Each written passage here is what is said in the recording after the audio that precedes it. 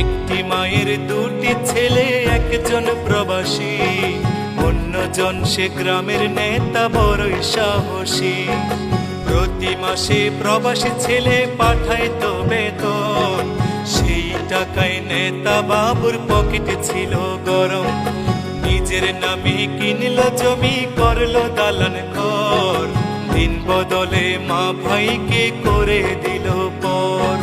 প্রবাসী ছেলে মাকে দিল ছোট্ট টিনের ঘর, সেই ঘরেতে মা জননী থাকবে জনম ভর।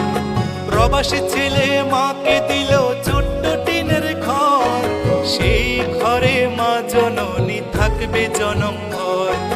মা জননী খোদার কাছে বলে দুহাত তুলে, বুকের মানিক প্রবাসীতে রেখো আল্লাহ সুখে।